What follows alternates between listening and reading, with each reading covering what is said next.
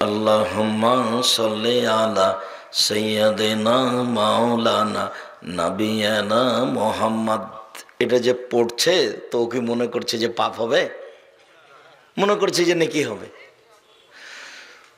বালাগাল্লাহ ওয়া কামালিহি কাশাফাদ যাবে জামালিহি হাসানাত জামিউ খিসালিহি সাল্লু আলাইহি ওয়া আলিহি। এই যে পড়ছে তো ওকে মনে করছে পাপ হবে। ইল্লাল্লাহ ইল্লাল্লাহ ইল্লাল্লাহ ইল্লাল্লাহ, তোকে মনে করছে যে পাপ হবে। আল্লাহ আল্লাহ আল্লাহ আল্লাহ, ওকে মনে করছে যে পাপ হবে। সালামের পরে শুরু করেছিল, আমিও মসজিদে ঢুকেছি আর শুরু করেছে, ভাই থামেন, আমি সালাত আদায় করবো, আপনি চিল্লাবেন, এটা হলো। তখন কেউ কিছু বলবে, ওটা আব্দুর রাজ্জাক বিন ইউসুফ, তোমরা ওইটা চুপ থাকো, সালাত হয়ে যাক, তারপরে আমরা জিকির করবো। সম্মানিত দিনী ভাই বোন, সামনে পিছনে বদনাম করে পরকাল হারানো ঠিক নয়। রাসূল সাল্লাল্লাহু আলাইহি সাল্লাম বলেন, ওয়ালা তাহাসসু, পৃথিবীর মানুষ তোমরা মানুষের গোপন কথা কান লাগিয়ে শোনো না। ওরা স্বামী স্ত্রী কি বলছে, বাড়িতে কি বলছে, ওরা আপসে কি বলছে, কথা শুনিও না। যার কারণে রাসূল সাল্লাল্লাহু আলাইহি সাল্লাম বলেছেন, তিনজন যদি সফরে যায় তাহলে দুইজন যেন একসাথে কথা না বলে। কেন? তখন তৃতীয় জন বলবে, আমার কথাই মনে হয় বলছে, আমার কথাই মনে হয় বলছে। তখন বারবার এদিক ওদিক হাঁটবার, কানটা লাগাবে যে দেখি কি বলে শুনি। এই জন্য আল্লাহ নবী এটা নিষেধ করে দিয়েছেন, নিষেধ। তিনজন গেছো, একসাথেই থাকো, একসাথে কথা বলো, একসাথে পরামর্শ করো, একসাথে খেতে বসো।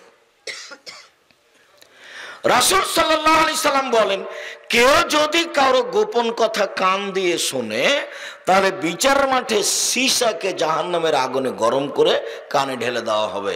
এটা হলো তার শাস্তি। চিরদিনের জন্য গোপন কথা শোনা হারাম, কাবিরা গুনাহ। ওয়ালা তাজাসসু, পৃথিবীর মানুষ তোমরা মানুষের দোষ ত্রুটি উদ্ঘাটন করো না, খবরদার। এখন তো মানুষ 40 বছর আগে কি হয়েছে সেটা পেপার পত্রিকা লিখছে। আর এই যে যারা মিডিয়া ব্যবহার করছে, এদেরকে আমি গ্রহণও করতে পারি না, এদেরকে আমি ছাড়তেও পারি না। তার মানে এরা ফেসবুককে মনে করছে এটা হাইকোর্ট আর জজ কোর্ট। তোমরা যে চট করে বলে দিলে যে আব্দুর রাজ্জাক সাহেব বলেছেন হিন্দুদের টাকা দিয়ে কাবা ঘর তৈরি করা হয়েছে, তা আমি কি এটাই বললাম ভারতের হিন্দুদের টাকা দিয়ে কাবা ঘর তৈরি করা হয়েছে?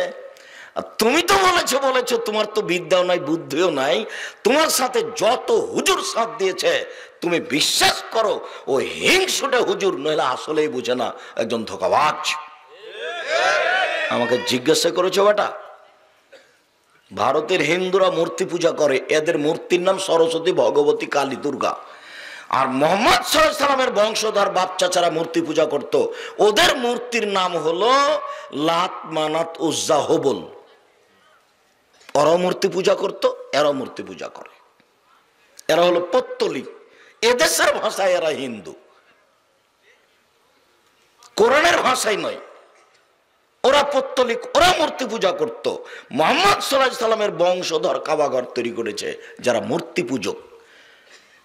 শুধু তাই নয়, এদের চেয়ে ওরা আরো জটিল ছিল। কি জটিল ছিল? কাবাঘরের ভিতরে একটা মূর্তি ছিল যার নাম হবল। ওই মূর্তির নাম কি? হবল, বুখারীর হাদিস। ওই হবলের পাশে একটা পাতিল ছিল, পাতিল। সেই পাতিলে 3টা খড়ি ছিল, সর এত বড় বড় কাঠি। একটাতে লেখা ছিল ইফাল, করো। একটাতে লেখা ছিল লাতাফাল, করো না। একটাতে লিখছিল মোহমাল, কিছুই না। তো এখন মেয়ের বিবাহ দিবে তো হবলের কাছে অনুমতি নিতে হবে। এবার পাতিলে হাত ঢুকিয়ে সরটা উঠিয়েছে, ওটা উঠেছে ইফাল, করো। এখন হবল আল্লাহ বলে দিল যে বিবাহ দাও। ওই স্বরটা উঠেছে যাতে লেখা আছে লাতাফাল, এই হবল মাবুদ বলে দিল যে বিবাহ দিতে হবে না। এইভাবেই তারা চলে গেছে দুনিয়া থেকে। এরপরেও আমি বলেছি যে আসলে কথা এটা ছিল না, জিজ্ঞাসা ছিল যে হিন্দুর টাকা মসজিদে লাগানো যায় কিনা। তা বললাম হ্যাঁ যাই, কোনো সমস্যা নেই, হিন্দু হলে টাকা অবৈধ হয়নি কেন? অমুসলিমদের বাড়িতে আল্লাহর নবী নিজে খেয়েছেন, অমুসলিমদের মহিলাদের মশক থেকে আল্লাহর নিজে পানি পান করেছেন, অমুসলিমদেরকে আল্লাহ রসুল নিজে হাদিয়ে দিয়েছেন, অমুসলিমদের হাদিয়া মুহাম্মদ সাল্লাল্লাহু আলাইহি ওয়াসাল্লাম নিজে গ্রহণ করেছেন। তারপরে বলতে বলতে বলেছি তার বংশরাই পৌত্তলিকেরাই কাবা ঘর তৈরি করেছিল। আল্লাহ নবী যখন 40 বছর পরে নবী হলেন তখন তিনি কাবা ঘর ভেঙে নতুন করেননি,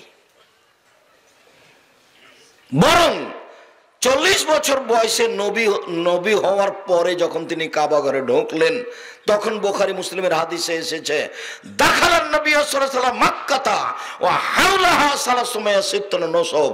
তখন কাবা ঘরে ছিল 360টি মূর্তি, তখন কাবা ঘরে ছিল 360টি মূর্তি। রাসূলের হাতে একটা লাঠি ছিল, লাঠি দিয়ে মূর্তিগুলি ভাঙতে লাগলেন আর বলতে লাগলেন, জাল হক, এসেছে সত্য, ওয়াজাহাকাল বাতিল, চলে গেছে মিথ্যা, ইন্নাল বাতিলা, নিশ্চয় মিথ্যা, কানা যাওকা, চিরদিন মিথ্যা। লাঠি দিয়ে ভেঙে একাকার করে সব মূর্তিগুলো বের করে দিলেন। মূর্তিগুলো ছিল তার বাপের। আব্দুল রাজ্জাক সাহেব বাপের কথাটা একটু ভালো করে বুঝিয়ে দেন তো। মূর্তিগুলি ছিল ইব্রাহিম আলাইহিস সালামের, মূর্তিগুলি ছিল ইসমাইল আলাইহিস সালামের, মূর্তিগুলি ছিল ইসাক আলাইহিস সালামের। তো তার পিতার হলো কি করে? জিবরাইল আলাইহিস সালাম যখন আমাদের নবীকে সপ্তম আকাশের উপরে নিয়ে গেলেন তখন জিবরাইল আলাইহিস সালাম বলছেন, হাজা ইব্রাহিম, হুয়া ইব্রাহিম, হুয়া আবুকা ফাসাল্লাম আলাইহে, ইনি হচ্ছেন ইব্রাহিম, ইনি আপনার পিতা, আপনি তাকে সালাম দেন। তখন আমাদের নবী একটু আগিয়ে গেলেন, গিয়ে বলছেন, আসসালামু আলাইকুম ইয়া আবি, আব্বা আপনাকে সালাম। তখন ইব্রাহিম আলাইহিস সালাম বলছেন, ওয়া আলাইকুস সালাম ইয়া নবী সালেহ ইবনু সালেহ, ও আমার সৎ ছেলে, ও সৎ নবী, তোমাকেও সালাম। মুহাম্মদ সাল্লাল্লাহু আলাইহি ওয়াসাল্লাম ইব্রাহিম আলাইহিস সালাম বাপ বেটা, দেখেন হাদিস বুখারী মুসলিম। যে মূর্তিগুলো ভেঙে দিলেন সেগুলো কার? ইব্রাহিম আলাইহিস সালামের। বাপের মূর্তি ভেঙে দিলেন লাঠি দিয়ে। মূর্তি গড়তে আসেনি উনি, মূর্তি ভাঙতে এসেছিলেন। আমি মূর্তি গড়তে এসেছি ভাবে মনে হচ্ছে, নাহলে আমার বাড়িতে এত পুতুল কেন, এত ইয়ে কেন? আমার শোকে যে কাঁকড়া, আমি তাহাজ্জুদ পড়ি।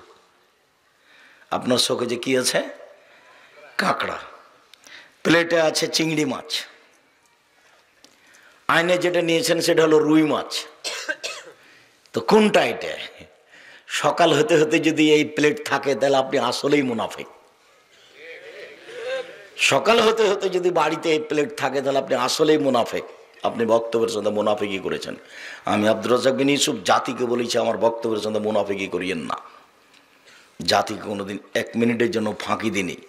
বাড়িতে ঢুকে যত প্লেট আছে, যত আয়না আছে, যত কাঁকড়া আছে, সবকে ভেঙে চৌচির করে ঘুমাতে হবে। তাহলে আপনি মরে গেলে মনে করবেন যে আমি মুমিন হয়ে মরলাম। মুনাফিকি করে কিছু করে জান্নাত পাওয়ার আশা করিয়েন না। জান্নাত তো সহজ নয়, জান্নাত সহজে ভোগ করা যায় না। উপস্থিত বৈঠকের দিনই মুসলিম বোন, আপনাকেও সতর্ক করছি, খুব সাবধান, সতর্কতার সাথে আপনাকে বলছি, বাড়িতে গিয়ে যতই ভালোবাসার প্লেট হোক না কেন, যতই ভালোবাসার আয়না হোক না কেন, যতই দামি কাঁকড়া হোক না কেন, তাকে ভেঙে ঘুমাতে হবে। তাহলে আপনি একজন মুসলিম মহিলা, নইলে আপনি একজন মুনাফিক মহিলা। ধর্ম বিক্রি করতে আসেনি আপনার কাছে, ধর্ম প্রচার করতে এসেছি আপনার কাছে। আর আপনি মনে রাখেন যে আপনি একজন মুসলিম মহিলা, আপনি মনে রাখেন আমি একজন মুসলিম মানুষ, আপনার কাছে দাওয়াত দিতে এসেছি।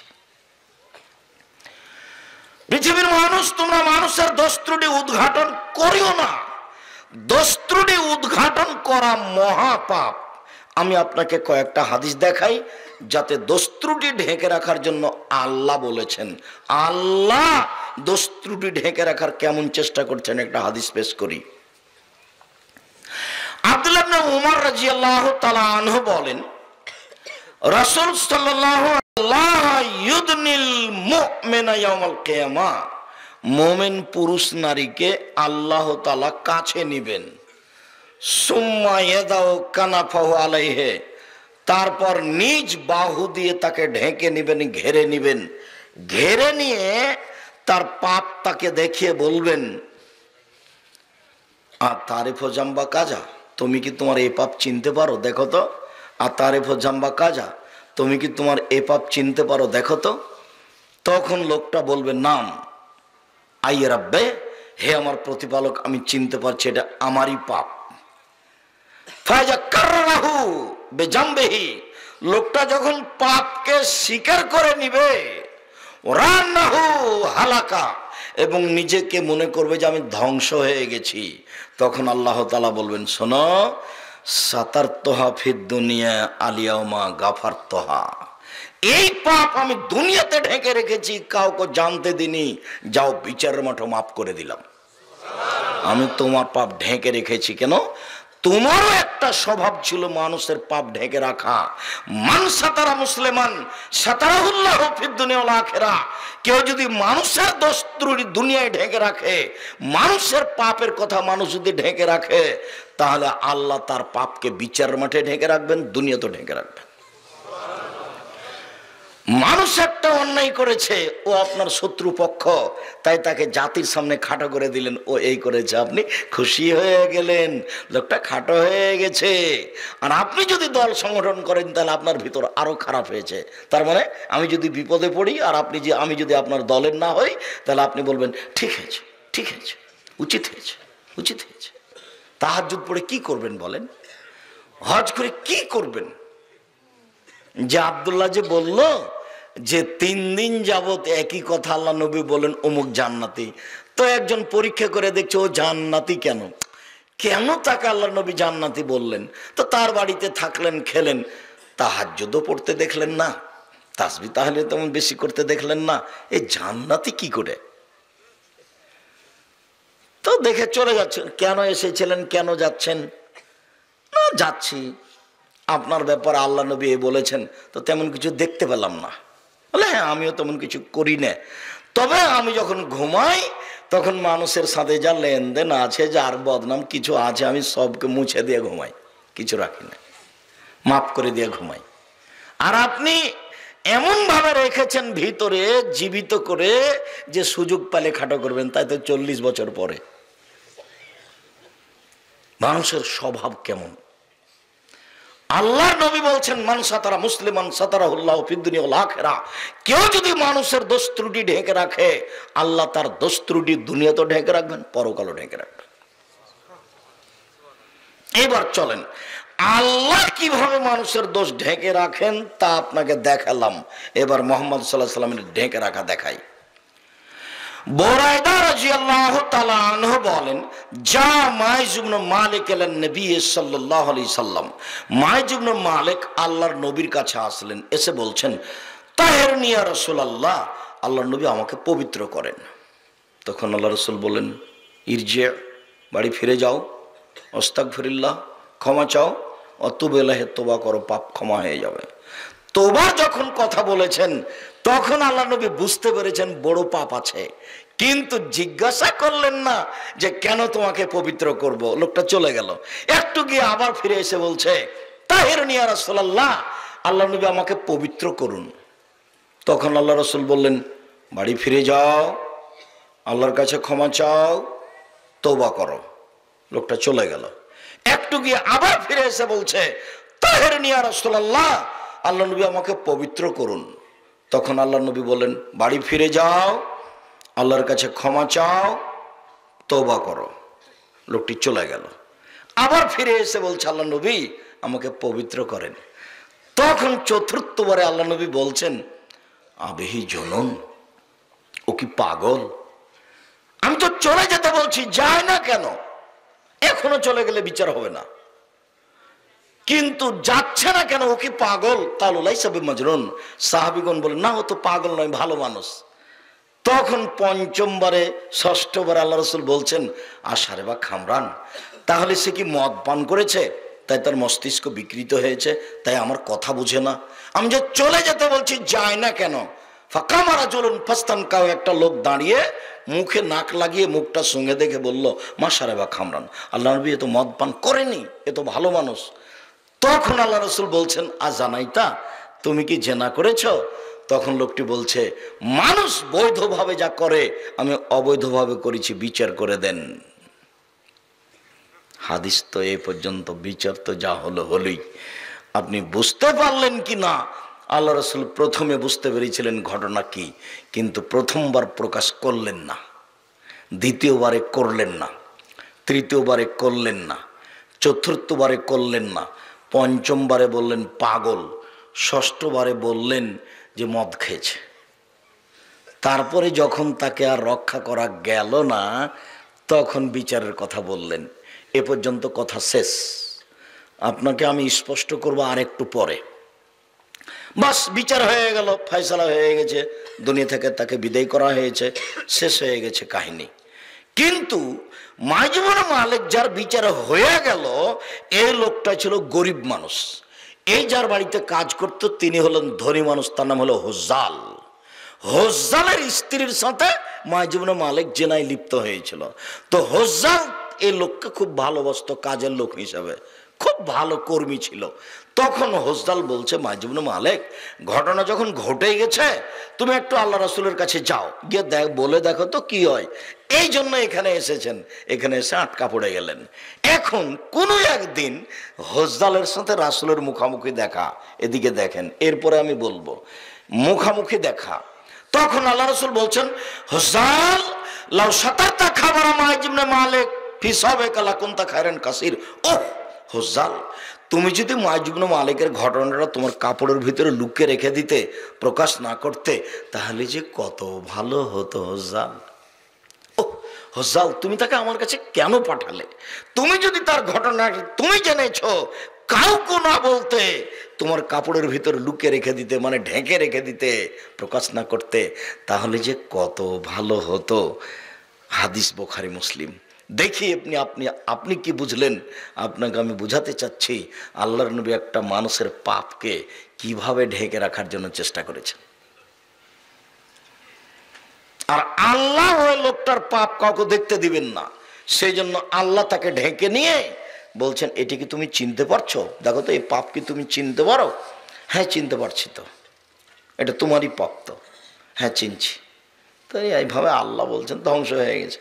তখন আল্লাহ বলছেন, না না না না, তুমি মানুষের পাপ ঢেকে রাখতে, আজ তোমার পাপ আমি ঢেকে রাখলাম, যাও ক্ষমা করে দিলাম, কাউকে দেখতে দেব না। বিচারের মাঠে আল্লাহ মানুষের পাপকে কাউকে দেখতে দিবে না, সেই জন্য এভাবে বিচার করছে। আর মুহাম্মদ সাল্লাল্লাহু আলাইহি সাল্লাম মানুষের পাপকে এভাবে ঢেকে রাখছেন। আর আপনি যদি কারো পাপের খবর জানতে পারেন, আর যদি বিরোধী দলের মানুষ হয়, তাহলে তো আপনি একবারে হন্যে লেগে গেছেন। মাইক নিয়ে মধ্যে থেকে একজন লোক বলছে মাইক নিয়ে, তওবা করেন, জীবনের মতো আর কোনোদিন মানুষের বদনাম করবেন না। আর 24 ঘন্টার মধ্যে তার হাত ধরে ক্ষমা নিতে হবে, পরে কথা আসছে, না হলে নইলে এই পাপ ক্ষমা হবে না, কোনো পথ নাই। এর বিচার কিভাবে হবে তা একটু পরে বলছি, ফলাফলে প্রথমেই বলেছি। সম্মানিত দ্বীনী ভাই বোন, বদনাম গীবত। হুযায়ফা রাদিয়াল্লাহু তাআলা আনহু বলেন, রাসূল সাল্লাল্লাহু আলাইহি ওয়াসাল্লাম বলেছেন, লা ইয়াদখুলুল জান্নাতা কাত্তাত ওয়া ফি রাওয়ায়াতিন নাম্মাম। বদনাম করে যে, গীবত করে যে, পরনিন্দা করে যে, সে জান্নাতে যাবে না। মহিলাদের ব্যাপারে আল্লাহ রাসূল বলছেন যে, খারাজা রাসূলুল্লাহ সাল্লাল্লাহু আলাইহি ওয়াসাল্লাম ফিতরিনা আযহা। আল্লাহর নবী ঈদুল ফিতর অথবা ঈদুল আজহাতে ঈদের মাঠে গেলেন। মাররা বিন নিসায়ে, তখন মহিলাদের সামনে দিয়ে তিনি গেলেন।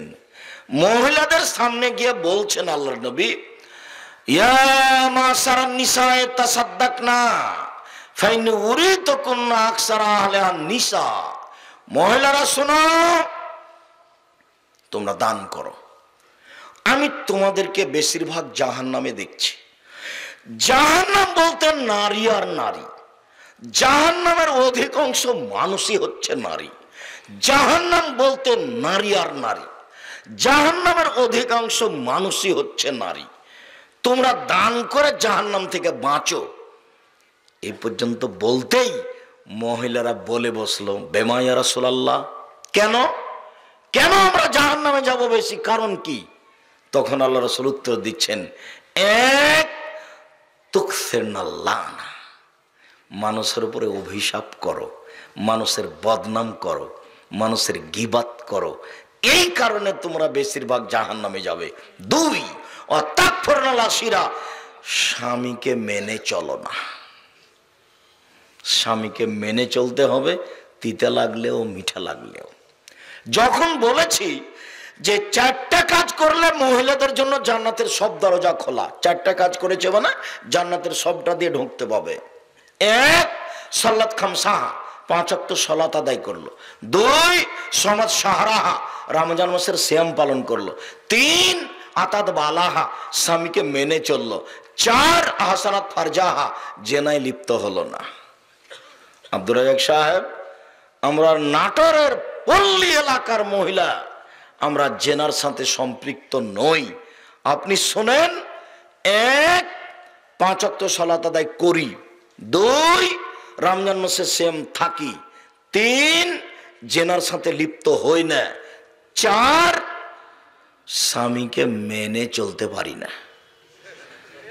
তার মুখখান খুব খারাপ, দিনরাত গালি দেয়, উঠতে বসতে গালি দেয়। আরো খারাপ লাগে, সব সময় মোবাইল আর টিভিতে ল্যাংটা মেয়ে দেখে। ওর স্বভাব দেখে ওর সাথে আমি কথাই বলি না।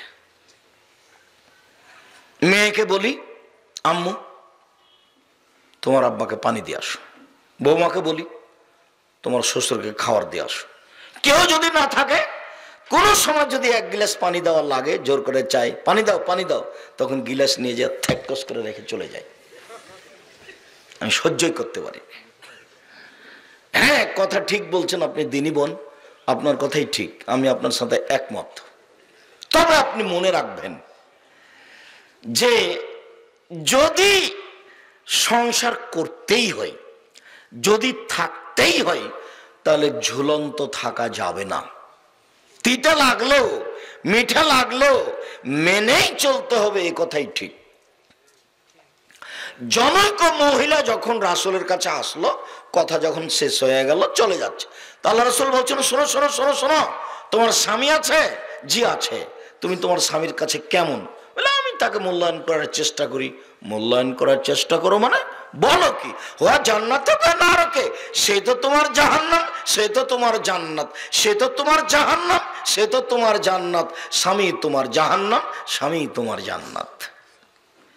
উপস্থিত বৈঠকের দিনই মুসলিম বোন, আপনাকে আমি তিতা লাগলেও মিঠা লাগলেও মেনে নেওয়ার জন্য অনুরোধ জানাচ্ছি। শেষ পর্যন্ত যদি নাই পারা যায়, তাহলে মাস মাস কথা বন্ধ রাখতে হবে না, সপ্তাহ সপ্তাহ কথা বন্ধ রাখতে হবে না। আল্লাহর পক্ষ থেকে খোলা বিধান আছে, আপনি খোলা তালাক করে নেন। চেয়ারম্যান মেম্বারকে গিয়ে বলেন, আমি তার সাথে সংসার করব না। লেনদেন সবকিছু বুঝিয়ে দেন, খোলা তালাক করে নেন। 30 দিন পরে আর এক জায়গাতে বিবাহ বসেন, কোনো সমস্যা নেই। আর যদি আপনার স্বামী আপনাকে তালাক দেয়, তাহলে 90 দিন থামতে হবে। কতদিন? 90 দিন। আর যদি মহিলা নিজে নিজে তালাক করে নেয়, তাহলে কতদিন? 30 দিন, 1 মাস। 1 মাস পরে অন্য জায়গাতে আপনি বিবাহ বসবেন, পথ খোলা আছে। আপনাকে আমি অনুরোধ জানিয়ে বলছি, আপনি আমার দিনী বোন, আপনাকে আমি অনেক ভালোবাসি, আপনার পরকাল কামনা করি মর্মে আপনাকে অনুরোধ জানাচ্ছি, স্বামীকে খারাপ লাগুক, মিঠা লাগুক, তিতা লাগুক, আপনি মেনেই চলেন। সংসার তার সাথে করেন, তার সাথে উঠা বসা করেন, তাকে খাদ্য পানি দেন নিজে হাতে। খারাপ লাগলেও তিতা লাগলেও শেষ পর্যন্ত যদি টিকতে না পারেন, খোলা তালাক করে নেন। এভাবে থাকিয়েন না। আর আপনাকে বলছি, রাসূল সাল্লাল্লাহু আলাইহি ওয়াসাল্লাম বলেছেন, স্বামী হলে 5টা জিনিস লাগে। স্বামী মানে 5টা লাগবে জরুরি। 1, যে মানের খাচ্ছেন সে মানের খাওয়াবেন। 2, যে মানের পড়ছেন সে মানের পড়াবেন। 3, ওয়ালা তুকাব্বে, কটু কথা বলতে পাবেন না, গালি দিতে পাবেন না, মারতে পাবেন না, গালি দিতে পাবেন না, ঠোঁটটা কালো এ কথা বলতে পাবেন না, রং কালো এ কথা বলতে পাবেন না, ঠোঁট মোটা এ কথা বলতে পাবেন না, শ্বশুর শাশুড়িকে নিন্দা করে বলতে পাবেন না, চিরদিনের জন্য নিষেধ। মুখ খুলবেন না কোনোদিন স্ত্রীর নামে।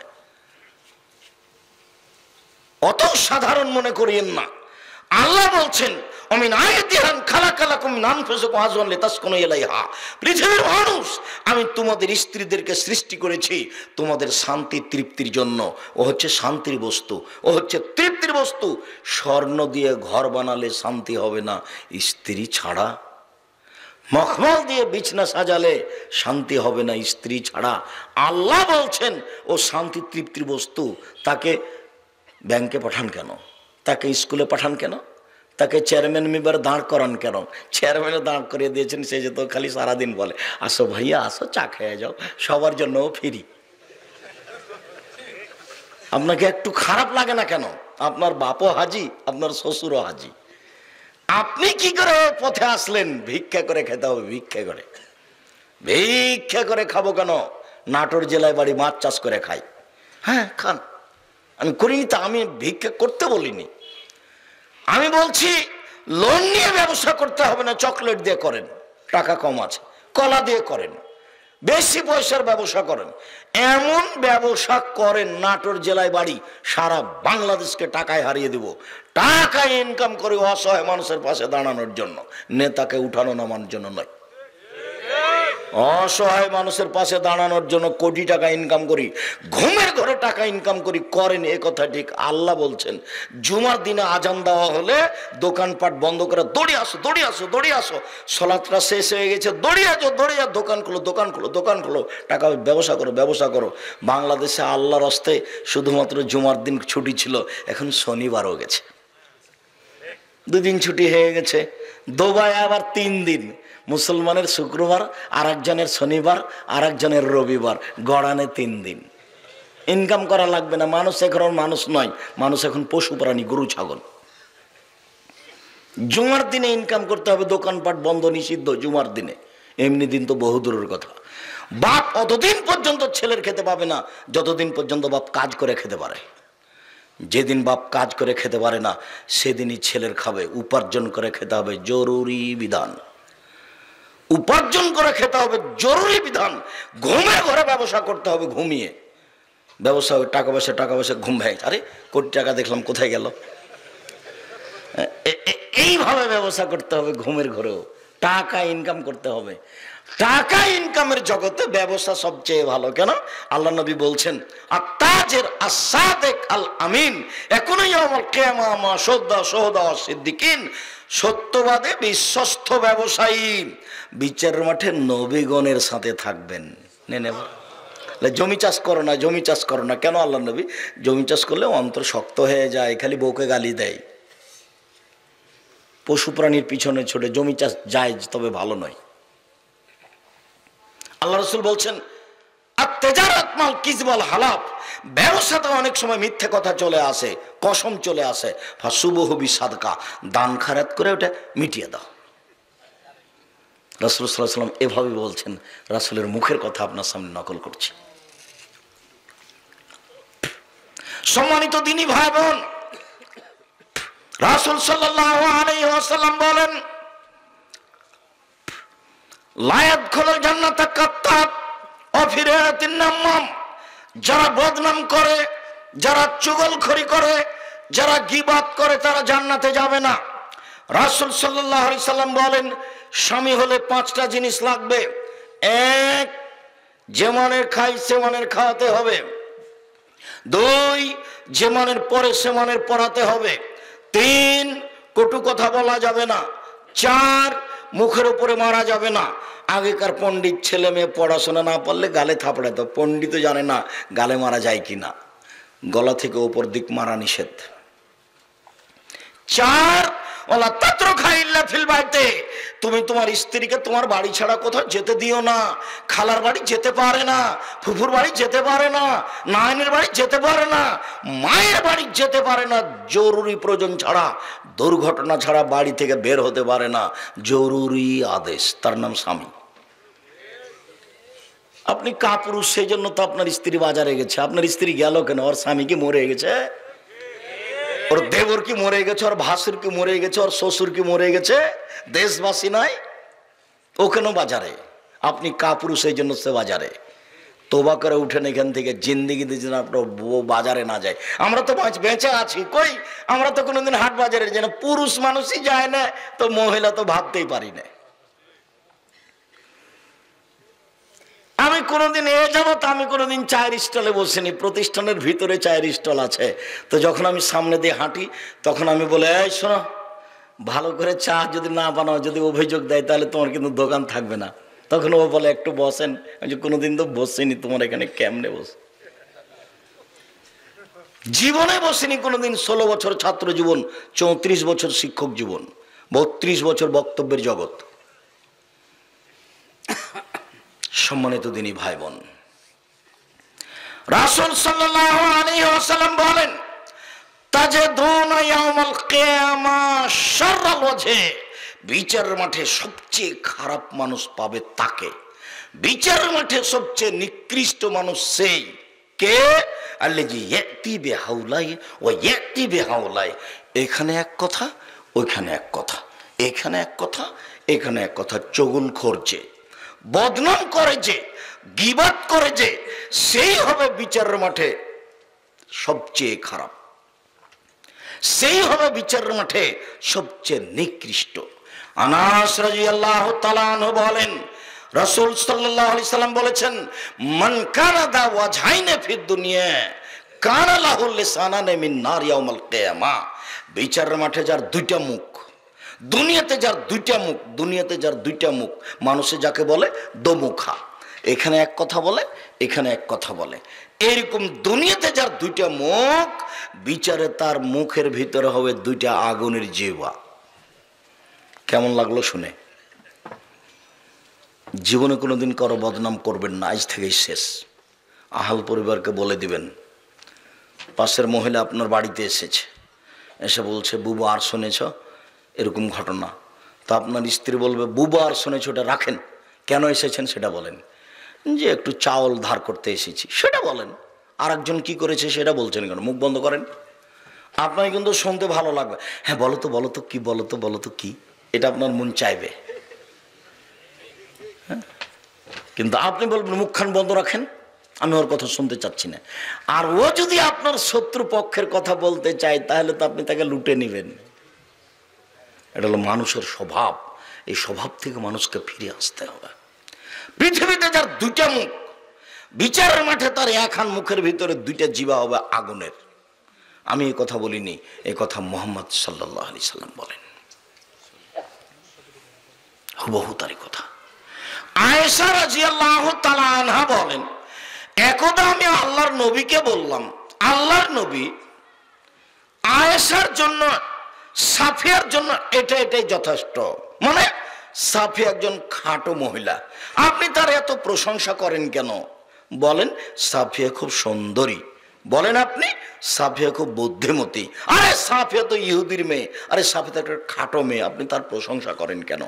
তখন আল্লাহ রাসূল বলছেন, শোনো আয়েশা, লাকাদ কুলতে কালিমাতান লাউ মুজাদ বিল বাহর আলা মাজজাতু, তুমি এমন একটা কথা বলেছো আয়েশা, এই কথা যদি সাগরে ফেলে দেওয়া হয় তাহলে সাগরের পানি ঘোলা হয়ে যাবে। আয়েশা রাদিয়াল্লাহু তাআলা কি বলেছেন? বলেছেন যে সাফিয়া খাটো। আপনি তারও তো প্রশংসা করেন কেন? খালি বলেন খুব সুন্দরী। একটা খাটো মহিলা আবার সুন্দরী কি? এই কথা আয়েশা রাদিয়াল্লাহু তাআলা বলছেন। তখন আল্লাহ রাসূল এই কথা বললেন, আয়েশা তুমি যা বলেছো এই কথা যদি সাগরে ফেলে দেওয়া হয় তাহলে সাগরের পানি ঘোলা হয়ে যাবে। এবার আর আপনার সারা দিনের বদনাম দেখি তো কি করেছি আজকে সারাদিন। কত কথা, আপনার কথা মনে পড়লে খুব অবাক লাগে। উকবা ইবনে আমির রাদিয়াল্লাহু তাআলা আনহু বলেন, রাসূল সাল্লাল্লাহু আলাইহি সাল্লাম বলেছেন, পৃথিবীর মানুষ শুনে রেখো, জাহান্নাম থেকে বাঁচার মাত্র 3টা পথ। পৃথিবীর মানুষ শুনে রেখো, জাহান্নাম থেকে বাঁচার 3টা পথ। 1, আলজিমুল সানাক, মুখখান বন্ধ করো, জান্নাত পেয়ে যাবা, জাহান্নাম থেকে বেঁচে যাবা। 2, বাড়িতে থাকো, জরুরি প্রয়োজন ছাড়া বাড়ির বাইরে যায় না। 3, অবকালা খাতিয়েতে পাপের জন্য কাঁদো, পাপের জন্য মাঝে মধ্যে কাঁদতে হবে একটু একটু। আজ থেকে আপনার বাড়িতে কারফিউ জারি থাকলো, প্রায় 10টায় ঘুমিয়ে যেতে হবে। প্রেসিডেন্ট আইয়ুবের আইন, বিকাল 4টার পরে কেউ বাড়ি থেকে বের হতে পারবে না। আপনার বাড়িতে আজ থেকে ঘোষণা, রাত 10টার পরে কেউ বাড়িতে জেগে থাকতে পাবে না। মাগরিবের সলাতের পরে খাবে, এশার সলাতের পরে ঘুমিয়ে যাবে। 10টায় ঘুমিয়ে গেছে, তাহলে রাত 3টায় উঠতে পারবে। তাহলে মোট কয় ঘন্টা হলো? 5 ঘন্টা হলো। আপনি এখন উঠেন, আকাশের দিকে লক্ষ্য করে আপনি আয়াত পড়েন সূরা আল ইমরানের শেষ রুকুর প্রথম 5 আয়াত। যদি মুখস্থ না থাকে তাহলে আপনি বলেন, লা ইলাহা ইল্লাল্লাহু ওয়াহদাহু লা শারীকা লাহু লাহুল মুলকু ওয়া লাহুল হামদু ওয়া হুয়া আলা কুল্লি শাইইন কাদির ওয়া সুবহানাল্লাহি ওয়া আলহামদুলিল্লাহি ওয়া লা ইলাহা ইল্লাল্লাহু আল্লাহু আকবার ওয়া লা হাওলা ওয়া লা কুওয়াতা ইল্লা বিল্লাহ রব্বিগফিরলি রব্বিগফিরলি। অতীতের সব পাপ ক্ষমা।